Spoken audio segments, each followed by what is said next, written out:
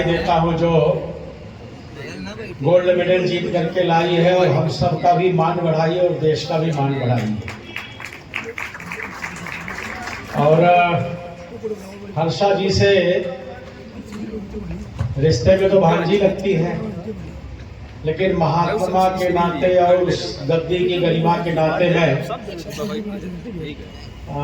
प्रणाम करता हूं और क्षमा भी मांगता हूं आप सबसे भी और इनसे भी।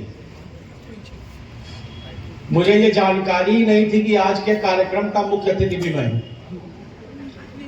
मुझे यह था कि एक कार्यक्रम चलेगा, उसके बीच में किसी समय भी 5 मिनट के लिए पहुंच जाना है और कार्यक्रम में अपनी उपस्थिति को दर्ज कर देना है।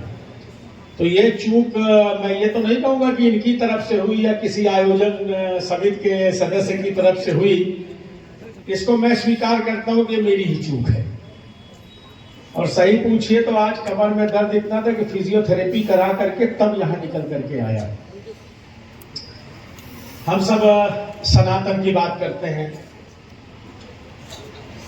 हिंदुत्व की बात करते हैं, और अगर खुल करके कहूं तो जितना हम हिंदुत्व की और सनातन को इकट्ठा करने की बात करते हैं उतना हम इकट्ठा नहीं हो पाते, दूसरा पक्ष इकट्ठा होता चला जा रहा है।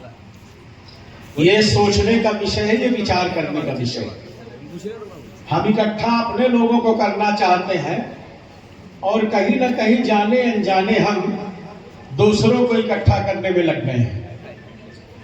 ये गंभीर विषय है और मुझे लगता है आज यह हनुमान चालीसा का भी पाठ हुआ होगा और सुंदरकांड का भी शायद हुआ हो, या जो दुर्गा चालीसा का भी पाठ हुआ है। तो इस मंच के माध्यम से इससे ज्यादा और क्या सीखा जा सकता है। अभी कई जगह हिंदू सम्मेलन चल रहे हैं, मैं देख रहा हूं। मैं तो अभी तक किसी में नहीं गया। 2-3 जगह लोगों ने कहा कि आना चाहिए, तो कुछ व्यस्तता के कारण पहले ऐसा नहीं कि मनसा नहीं थी जाने के, लेकिन अभी तक पहुंचा नहीं किसी। लेकिन ये जो हम हिंदू सम्मेलन कर रहे हैं, इसमें अगर मैं सोशल मीडिया में उठा करके फोटो देखता हूं तो हर हिंदू सम्मेलन में करीब करीब वही चेहरे और उतनी ही भीड़ दिखलाई पड़ रही है। ना वो घट रही है ना वो बढ़ रही है। कुछ घट तो जरूर जा रही होगी, लेकिन बढ़ने का नाम नहीं ले रही है। और मंच पर जब वक्ता आ जाता है, भाषण करता है, तो इतना तगड़ा भाषण करता है कि शायद उसको अगर पाकिस्तान के बॉर्डर पर भेज दिया जाए तो पाकिस्तान के आज ही के दिन कब्जा हो सकता है। ठीक।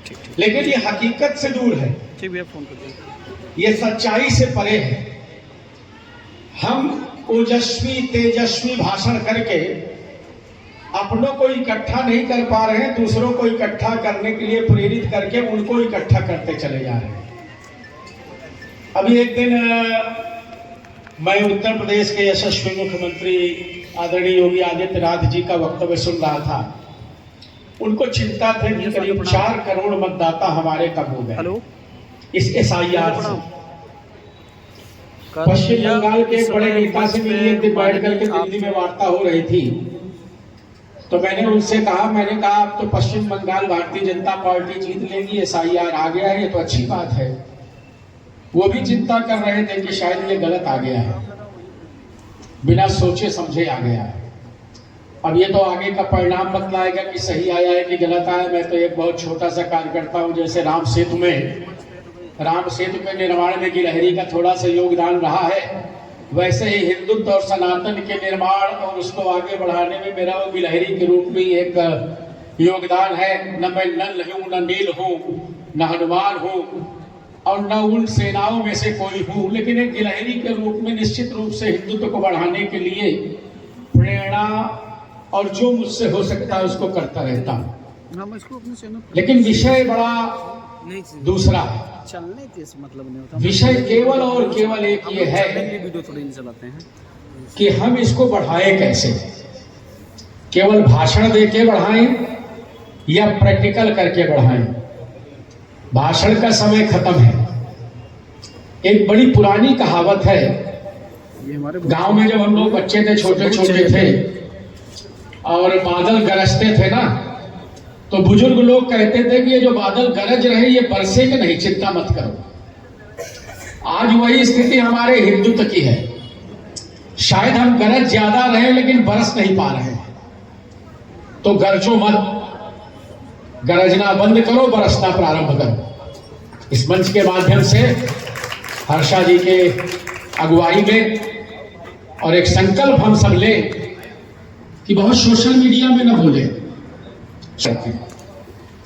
थोड़ा अच्छा जरूर लगता है कि एयर कंडीशन कमरे में बैठ करके हमने कुछ चीज पोस्ट कर दी और 10-20 हमारे साथियों ने उसको लाइक कर दिया, कुछ कमेंट कर दिया, कुछ अच्छा हुआ, कुछ खराब हुआ।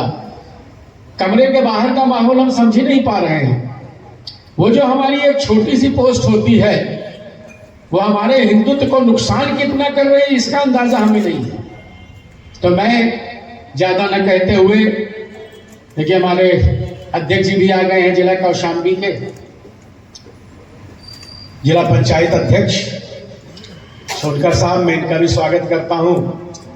तो बस इस मंच के माध्यम से, हर्षा जी के माध्यम से, और मुझे लगता है अगर मेरी कोई बात होती ना तो एक अंग्रेजी में कहावत है कि listen the nonsense and take the sense. तो कभी कभी ऐसा भी होता है ना कि आपको नॉनसेंस भी आदमी मंच पे खड़ा होकर के भाषण करेगा, बोलेगा, कहेगा, लेकिन नॉनसेंस को भी सुनो और नॉन को हटा दो, जो सेंस की बात है वो ले लो। तो इट माइट बी कि मैं कुछ ऐसा कह रहा हूं कि it is a nonsense, but take the sense out of this. और गरजो मत, हिंदुओं बरसो, जय श्री राम, जय भारत।